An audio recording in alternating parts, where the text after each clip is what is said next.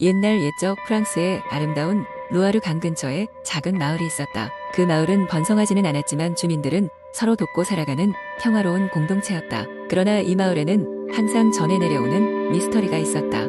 바로 강 끝자락에 감춰진 신비로운 유산에 대한 이야기였다. 마을의 가장 오래된 노인인 피에르는 어린 시절부터 이 전설을 들으며 자랐다. 그에 따르면 강 깊숙한 곳에 엄청난 보물이 숨겨져 있으며 그곳을 찾는 사람은 마을의 지혜와 동물들의 도움을 받아야만 한다고 했다. 피에르는 그 이야기에 매료되어 성장했고 어느 날 자신이 직접 전설의 진실을 밝혀보기로 결심했다. 그는 마을 사람들의 우려를 뒤로하고 모험을 떠났다. 피에르는 강을 따라 걸으며 길에서 만난 모든 사람과 동물들에게 지혜를 구했다.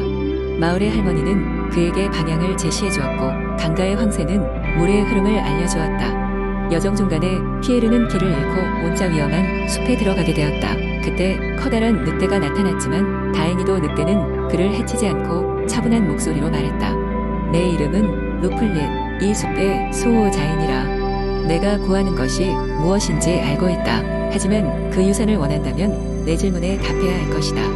삶에서 가장 소중한 것이 무엇이라 생각하는가? 피에르는 잠시 고민하다가 답했다. 삶에서 가장 소중한 것은 사랑과 믿음입니다. 가족과 친구들 그리고 마을에 대한 믿음이 저를 여기까지 이끌어 주었으니까요. 루플리는 고개를 끄덕이며 그에게 강에 숨겨진 비밀을 알게 해주는 지도를 건넸다. 지도에 따라 피에르는 드디어 강 끝자락에 다다랐다. 그곳에는 전설 속의 보물 대신 마을에 오래 잃어버렸던 그림이 걸려 있었다. 그림에는 평화롭고 번영하는 마을의 모습과 사람들이 서로 돕는 모습이 담겨 있었다. 이 그림이야말로 마을이 잊고 지낸 진정한 보물이었다. 피에르는 이 그림을 마을로 가지고 돌아갔다.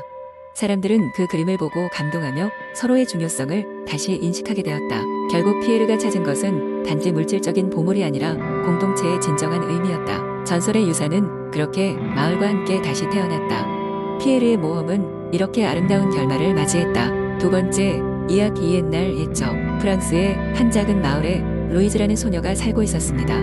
이 마을은 울창한 숲으로 둘러싸여 있었고 숲 깊숙한 곳에는 아주 오래된 전설이 내려오는 샘이 있었습니다. 마을 사람들은 그 샘이 모든 소원을 들어준다고 믿었으나 샘을 찾기란 쉬운 일이 아니었습니다. 그러나 루이즈는 이 전설에 매료되어 매일 숲으로 들어가 샘을 찾아 나섰습니다. 어느 날 루이즈는 숲속에서 길을 잃고 말았습니다. 그녀는 자신의 지도를 의지하여 돌아가려 했지만 오히려 숲 깊숙이 더 빠져들어갔습니다. 해가 지고 있을 무렵 그녀는 작은 잉어를 발견했습니다. 그 잉어는 빛나는 비닐을 가진 특별한 물고기였습니다. 잉어는 루이즈에게 다가와 말을 걸었습니다. 안녕하세요. 저는 이 숲의 요정 언어를 사용하는 잉어입니다. 당신은 왜 이렇게 깊은 곳까지 오셨나요? 루이즈는 놀랍고 신기한 마음에 잉어에게 자신의 소원을 말했습니다. 저는 마법의 샘을 찾아 소원을 빌고 싶어요. 우리 가족은 어렵게 살고 있어서 샘의 힘으로 가족을 돕고 싶어요. 잉어는 루이즈의 진실한 마음에 감명을 받고 말했습니다. 그럼 제가 길을 안내해 드릴 테니 따라오세요. 잉어의 안내를 받아 숲 깊숙이 들어간 루이즈는 마침내 마법의 샘을 발견했습니다. 샘은 달빛을 받아 은은하게 빛나고 있었습니다. 루이즈는 떨리는 마음으로 샘가에 무릎을 꿇고 소원을 빌었습니다. 제발 우리 가족이 늘 행복하고 어려움을 벗어날 수 있게 도와주세요. 그녀의 소원이 간절했기 때문인지 샘은 반짝거리며 그녀의 소원을 들어주었습니다.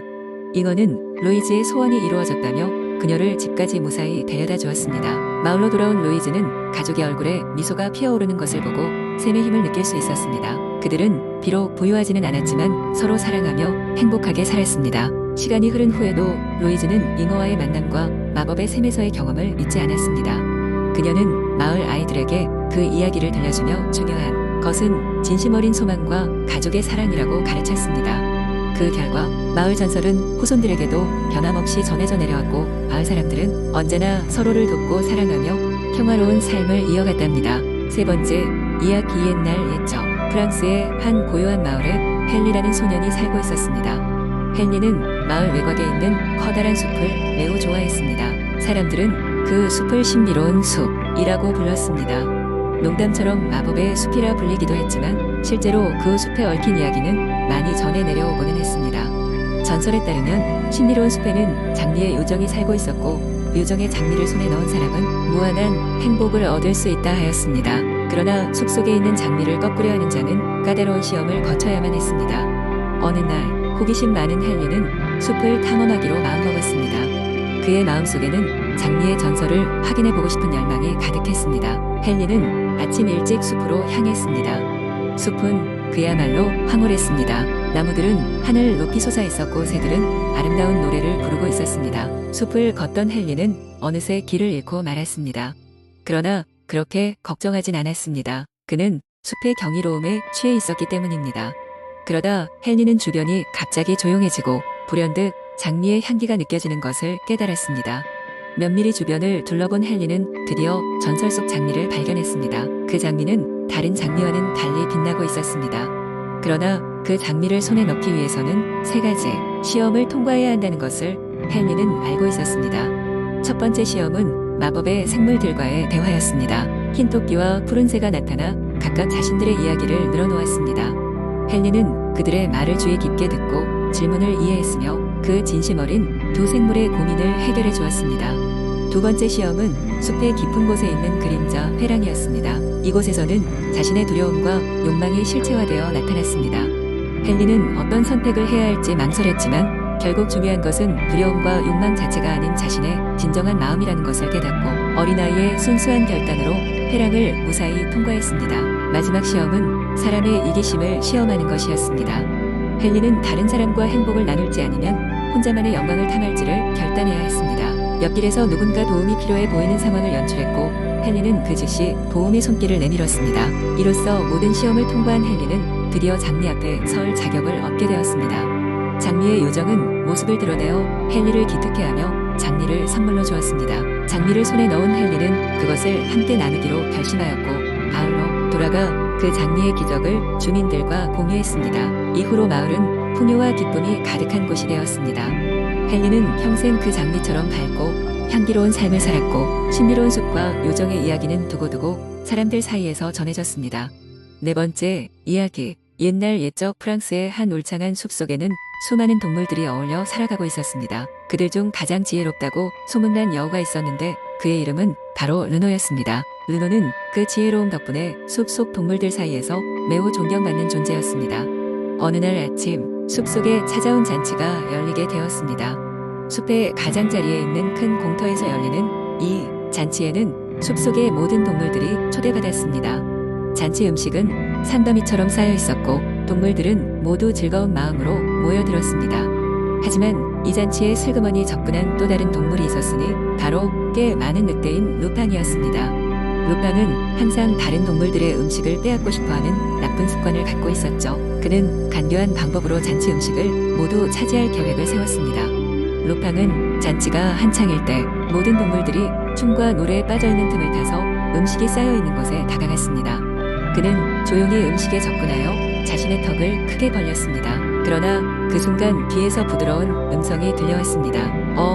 뭐하고 있는 거야, 루팡? 깜짝 놀란 루팡은 뒤를 돌아보니 바로 그 지혜로운 여우 르노가 서 있었습니다.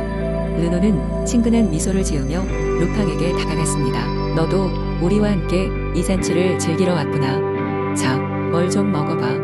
하지만 모두가 먹을 수 있도록 조금씩만 가져가는 게 좋겠지? 라고 말했습니다. 루팡은 자신의 행동이 들킨 것을 깨닫고 잠시 체면을 세우려는 마음과 함께 부끄러움을 느꼈습니다. 하지만 르노의 부드러운 말투와 이치에 맞는 조언에 감명을 받아 그는 훔쳐갈 생각을 접고 여우의 제안을 따르기로 했습니다.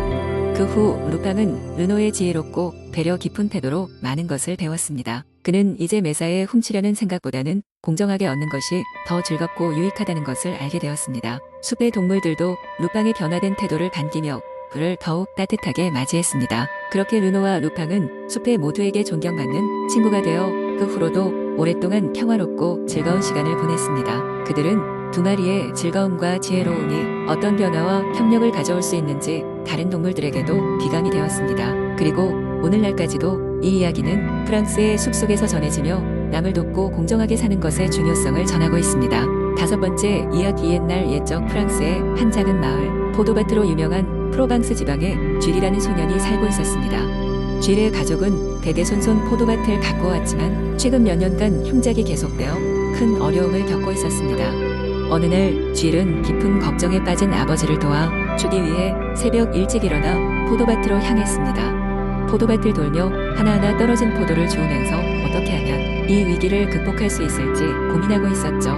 그러던 중 쥘은 포도밭의 가장 먼 구석에서 자그마한 샘을 발견했습니다. 샘 속 물이 반짝이며 무지개 빛을 띠고 있어 무언가 특별하다는 것을 직감했습니다. 쥘은 샘 앞에 무릎을 꿇고 물을 한 모금 먹어 보았습니다. 그리고는 갑자기 온몸에 기운이 넘쳐오르고 머릿속이 깨끗해지는 기분이 들었습니다. 쥘은 샘이 마법적 힘을 가지고 있다고 확신하고 가족의 포도밭에 큰 도움이 될 것이라 생각했습니다. 그 시각부터 포도밭의 모든 나무에 그 샘물을 조금씩 뿌려보기로 결심했죠. 다음날 아침 놀랍게도 포도나무에는 전날까지 본 적 없는 커다란 포도가 달려 있었습니다. 포도들은 모두 반짝반짝 빛나고 있었으며 향기는 매우 달콤했습니다. 쥘과 그의 가족은 기쁨에 차서 포도를 수확하기 시작했고 마을 사람들은 이 놀라운 포도의 소문을 듣고 하나 둘씩 찾아오기 시작했습니다. 프로방스 지방의 와인 제조업체들도 이 특별한 포도를 사기 위해 모여들었죠. 쥘의 가족은 포도의 판매 수익으로 마을의 곤궁한 사람들을 도와주고 흉작으로 피해를 입은 다른 농부들과 수익을 나누어가며 마을 전체가 풍요롭게 살 수 있도록 했습니다. 하지만 쥘은 샘이 너무 유명해지는 것이 걱정스러웠습니다. 그래서 샘을 오르는 길을 포도나무로 가리고 마을 사람들에게 이곳을 비밀로 해달라고 부탁했습니다. 사람들은 쥘과 그의 가족의 선행을 기억하며 그들의 부탁을 들어주기로 했습니다. 시간이 흘러 포도밭의 흉작은 옛날 이야기가 되었고 마을은 번영을 누렸습니다. 쥘은 샘의 존재를 세상에 널리 알리지 않았지만 그의 선행과 마음은 절대 잊히지 않았습니다. 쥘은 자라서도 포도밭을 가꾸며 마을을 위해 헌신했고 그의 이름은 아름다운 마을 전설로 남았습니다. 이 이야기는 사람들에게 자연과의 조화, 공유의 중요성, 그리고 선행의 가치를 일깨워줍니다. 프랑스의 프로방스 지방 포도밭에서 시작된 쥘의 이야기는 지금 도전에 내려오며 많은 이들에게 교훈을 주고 있습니다.